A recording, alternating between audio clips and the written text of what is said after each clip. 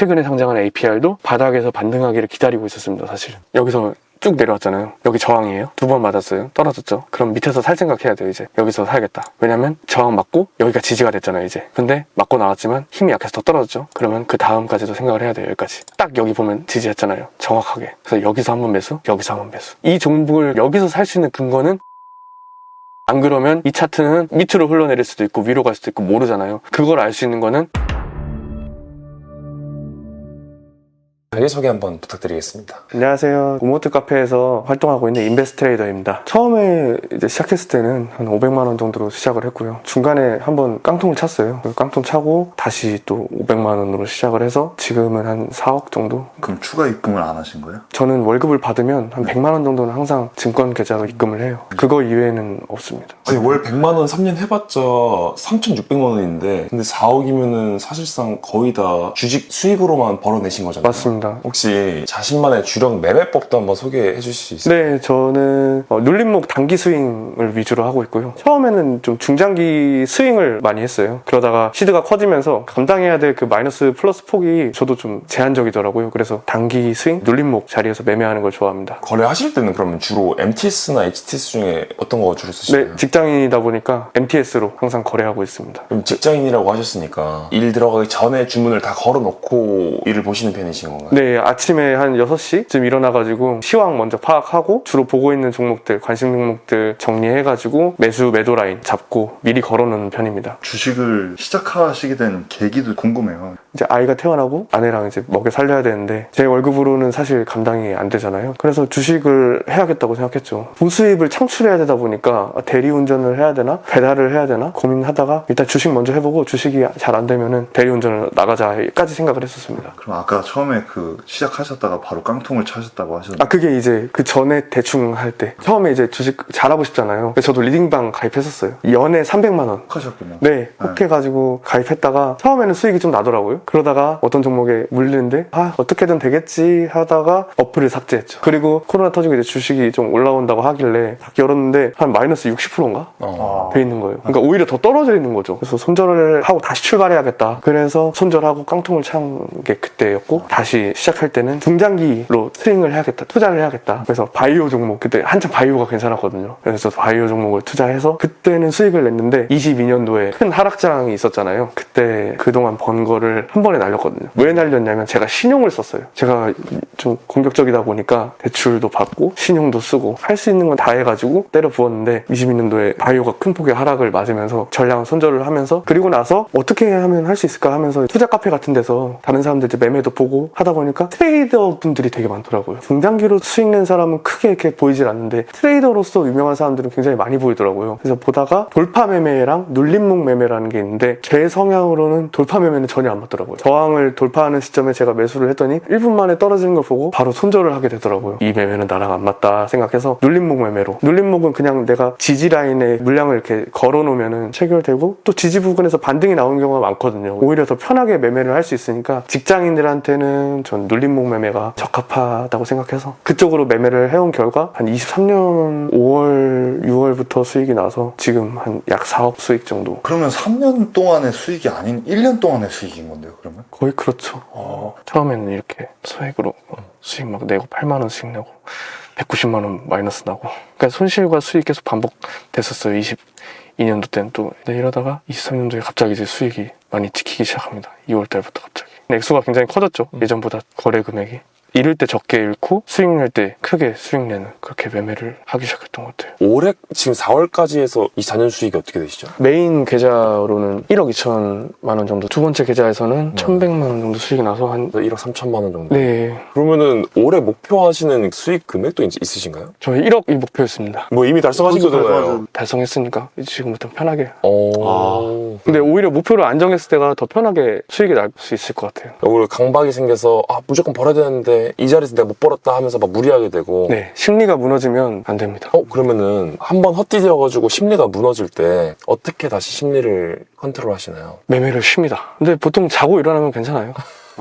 그날에는 스트레스가 엄청 많잖아요. 머리가 굉장히 아프고 막 깨질 것 같고 막 다 하기 싫고 그냥 주식 다 던지고 싶고 그렇잖아요. 저도 그래요. 그날은 그냥 일절 매매 안 하고 그냥 자고 일어나면은 그래도 조금 괜찮아져요. 한번 손절을 나가는 날은 그날은 더 이상 무리하게 매매하지 않고 하루 쉰다 깔끔하게. 네, 다음날 되면 또 아무렇지 않게 또 하더라고요. 오늘 진행 중인 거래도 한번 같이 볼 수 있나요? 네네. 제가 SKC라는 종목을 지금 매수 체결이 됐는데요. 이게 유리기판 관련주입니다. 오늘 실적 발표를 했어요. 근데 실적 발표가 안 좋게 나올 거를 알고 있었고 실적이 안 좋게 나왔으니까 떨어지겠구나. 그래서 저는 이쪽에다 매수를 걸었어요. 근데 여기서 체결된 거예요. 일단 여기까지 2차 매수까지는 체결이 됐고요. 손절가는 여기 이 저점을 이탈했을 때 손절을 할 거고요. 30분봉입니다. 그리고 익절은 이렇게 보면 거래가 많은데 지금 여기 저항대인 거예요. 지금 보면 하나, 둘, 셋, 넷, 다섯, 여섯, 일곱, 여덟, 아홉, 엄청 많죠 지금. 여기 한번 트라이 했는데 밀렸죠. 지금 다시 한번 트라이 한 건데 지금 실적 때문에 밀린 거예요. 그러면은 지지가 지금 이쪽에서 제가 예측을 했잖아요. 3,000원대에서 지지가 나올 수 있겠다. 그러면은 익절은 그 다음 라인이 되겠죠. 한 여기까지. 조금 더 보면은 여기. 거래량이랑 캔들 차트 위주로만 깔끔하게 세팅해놓고 지지 저항을 판단하는 게 가장 최우선으로 네. 하시는 건 거죠? 대신 이 종목을 저는 잘 알고 있습니다. 제가 제일 중요하게 생각하는 게 기본적 분석이 먼저 돼야 돼요. 기업 분석이 명확하게 된 상태에서만 눌림목 단기 스윙을 합니다. 이 종목은 제가 너무나 잘 알고 있던 종목이고 실적이 안 좋게 뜰 것도 저는 미리 알고 있었고요. 그래서 얘가 내려올 것까지 예측을 다 했고 여기서 실적이 어떻게 보면 지난 과거잖아요. 지금은 안 좋지만 미래에는 좋을 수 있는 회사를 저는 찾아야 된다 생각하기 때문에 SKC는 그런 회사이고요. 그래서 지금 실적 악재로 살짝 빠졌지만 여기서 지지받고 반등이 나올 거라고 생각을 해서 들어간 겁니다. 기본적 분석이라고 한다면 이 회사가 사업을 어떻게 하고 있고 얼마나 성장성이 보이고 이런 것들이잖아요. 맞습니다. 그런 공부는 좀 어떻게 하시는 편이에요? 대부분 블로그를 좀 많이 참고를 하죠. 블로그나 유튜브나 텔레그램도 많이 있잖아요. 그런 걸 좀 많이 참고하는 편입니다. 좀 자주 거래하시는 업종이나 그런 것도 좀 정해져 있으실까요? 네, 맞습니다. 제가 잘 아는 것만 합니다. 어떤 업종을 주로 거래해요? 2차전지나 화장품. 오, 화장품. 화장품은 어떻게 알게 좀 관심 갖게 돼요? 수출 데이터를 보니까 화장품이 굉장히 좋더라고요. 지금 주가가 대부분 빠지고 있는데 화장품은 기관하고 외국인이 엄청 사네? 왜 그러지? 해서 봤더니 수출 데이터가 굉장히 잘 나오고 있더라고요. 이전에 중국 때문에 아모레퍼시픽이나 LG생활건강이 빠졌는데 이제는 중국이 아니라 미국이나 일본에서 수출이 엄청나게 나오는구나. 그래서 새로운 모멘텀이 반영돼가지고 지금 주가가 오르는구나. 화장품 중에서도 제가 이제 미리 기업 공부를 해서 좋은 기업 위주로 빼놓고 그 기업 안에서 눌림목에서 매수를 하고 저항 자리에서 매도를 하는 그런 매매를 하는 거죠. 화장품도 LG생활건강이나 아모레퍼시픽 같은 대형주들도 있고 네. 아니면 아래 특정 스킨케어에만 강한 기업, 색조에만 강한 기업, 아니면 OEM, ODM에만 강한 기업 맞습니다. 이렇게 있잖아요. 근데 그런 기업들을 중에서 내가 거래할 종목을 딱 선택하는 과정은 네. 또 어떻게 되는지도 한번 설명해 주시죠. 이제 그건 이제 밸류에이션 쪽으로 가야 돼요. 밸류에이션이 좋아야 돼요. 일단 지금 현재 가치가 뭐 예를 들어서 2천억인데 향후 봤을 때 4, 5천억은 그냥 어렵지 않게 갈 수 있는 정도의 영업이익이 찍힌다. 그러면 그 종목은 밸류에이션적으로 굉장히 매력이 있는 거죠. 다만 가격이 낮다는 이유로 산다는 건 안 돼요. 그거는 상승률도 떨어지고 매력도가 떨어져요. 사람들이 사고 싶어하는 종목이어야 돼요. LG생활건강하고 아모레퍼시픽이 있을 때 아모레퍼시픽이 더 잘 가는 이유가 있단 말이에요. 아모레퍼시픽 기관이 더 사는 이유. 토니모리라던가 잉글우드 랩이라던가 그 회사 중에서도 더 기관 수급이 잘 들어오는 게 있어요. 그 이유도 알아야 돼요. 그거는 기본적 분석 안에 있어요. 왜 더 잘 들어오는 거예요? 잉글우드 랩은 리스크가 있습니다. 투자 경고 종목을 먹었어요. 그것 때문에 기관 외국인이 조금 덜 들어오는 게 있고요. 토니모리는 오히려 OEM 쪽으로 조금 더 밸류에이션이 더 잘 돼 있어가지고 저는 토니모리랑 그러니까 홈뷰티라고 하죠. 최근에 상장한 APR도 바닥에서 반등하기를 기다리고 있었습니다. 사실은. 여기서 쭉 내려왔잖아요. 여기 저항이에요. 2번 맞았어요. 떨어졌죠. 그럼 밑에서 살 생각해야 돼요. 이제 여기서 사야겠다. 왜냐면 저항 맞고 여기가 지지가 됐잖아요. 이제 근데 맞고 나왔지만 힘이 약해서 더 떨어졌죠. 그러면 그 다음까지도 생각을 해야 돼요. 여기까지 딱 여기 보면 지지했잖아요. 정확하게. 그래서 여기서 한번 매수, 여기서 한번 매수. 이 종목을 여기서 살 수 있는 근거는 기본적 분석이 되어야 살 수 있어요. 안 그러면 이 차트는 밑으로 흘러내릴 수도 있고 위로 갈 수도 있고 모르잖아요. 그걸 알 수 있는 거는 기본적 분석이 돼 있어야 돼요. 화장품이 올라갈 거라는 믿음, 그 확신은 기업 분석에서 나옵니다. 보시면 여기 매출 영업이익 다 나와 있잖아요. 70억, 140억, 400억, 1000억, 1500억 수직 상승하고 있잖아요. 그래서 얘는 다른 화장품들과 비교해서도 아마 엄청나게 다를 겁니다. 먼저 시장 안에서 주도주라던가 좀 특징적으로 주목받고 있는 산업을 보시고 그 안에서 매력적이다 싶은 기업들이 나오고 영업이익을 비롯한 이런 밸류에이션을 하신 다음에 이 기업은 가능성이 좋은데 라고 판단되시면 그때 이제 지지저항을 잡고 본인의 타점대로 거래를 하시는 방식 같아요. 정확하십니다. 네. 이 방식이 어떻게 만들어졌는지가 좀 궁금해요. 중장기로 제가 먼저 투자를 했다고 했잖아요. 네. 그때 배웠던 기본적 분석, 그리고 그 후에 매매를 하면서 차트를 배웠다 했잖아요. 눌림목에서 매매하는 그런 과정. 우리나라 시장은 아무리 좋은 주식도 올라가면 내리막이 있고 트레이딩으로서 대응을 해야겠다. 기업을 믿지만 시장을 믿진 않는다.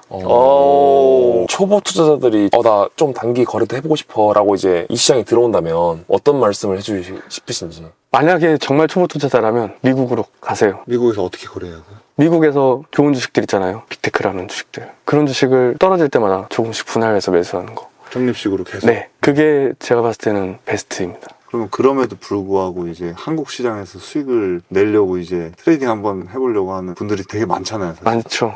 요런 좀 말씀을 드리고 싶다 이런 게 있다면. 정말 힘드실 거예요. 저도 정말 힘들고 물려 계신 분들이나 투자를 처음 하시는 분들, 사회초년생분들 어떻게 투자해야 될지 막막하시고 그거를 알기 위해서 유튜브를 많이 보시는 걸 텐데 첫 번째로 말씀드린 거는 공부를 많이 하셔야 된다. 제 일이 있어서 예를 들어 회식을 하잖아요. 술을 많이 먹은 채로 집에 와도 전 무조건 제가 오늘 봐야 되는 건 다 보고 잤어요. 와이프도 저렇게까지 할 건 아닌 것 같은데 왜 하신 거예요?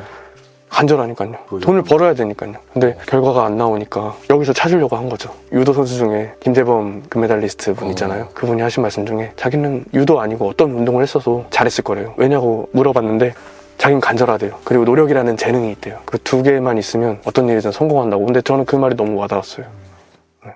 좀 장기적인 목표라던가 그런 게 있으실까요? 사실 시간적 자유가 있는 사람이 되고 싶어요. 돈이 아무리 많아도 시간이 없으면 의미가 별로 없다 생각하거든요. 시간을 자유롭게 쓸 수 있는 그런 게 제 목표예요. 그럴 수 있을 만큼 많이 벌어두는 것. 네, 그게 얼마 정도 돼야 좀 시간적 여유가 생길까요?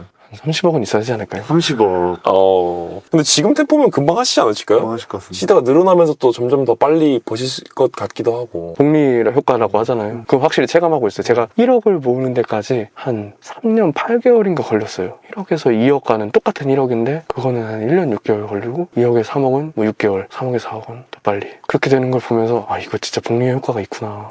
혹시 나중에 자제분이 어엿한 이제 청소년으로 자라났다. 주식 가르쳐 주실 겁니까? 저는 무조건요. 오. 트레이딩 주식은 무조건 일찍 하는 게 좋아요. 트레이딩으로 가르쳐 주실 겁니까? 아니면 인베스팅으로 가르쳐 주실 겁니까?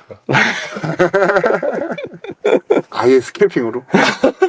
스케이프는 절대 안 되고요. 해외 주식 권할 것 같아요. 중장기적으로 투자했을 때 좋은 건 사실이니까. 타이트하게 거래를 하길 바라는 마음보다는 주식이라는 게 뭔지 이해하면서 그냥 길게 가져가는 매매를 했으면 하는 마음이 좀 있으신 거예요? 네, 이게 사실 스트레스가 엄청 크거든요. 촬영하는 이 순간에도 제 주식이 어떻게 될지 걱정하고 있기 때문에 그만큼 심리적으로 압박을 많이 받아요. 물론 이 길을 와서 성공을 하면 크게 될 수 있지만 그렇게 안 하고 그냥 적립식으로 미국 주식을 투자를 하면 수익을 얻을 건데 국장보다 미국 주식을 알려줄 것 같습니다. 이렇게 돈깡 채널에 오모투 투자자로 불러주신 거에 너무 감사하고 요즘 많이 힘드시겠지만 저도 많이 힘듭니다. 그만큼 어려운 시장이고 지금 이런 시점에 포기하고 뭐 어플 지우고 이러면 안 돼요. 오히려 지금 왜 떨어지는지 반등할 시점은 어느 정도가 될 것이고 그 지점에 내가 손절해야겠다. 그런 거를 지금 준비를 하셔가지고 대응하시고 그렇게 하셔야 이 시장에서 살아남을 수 있지 않을까 싶습니다. 모두 건승하십시오.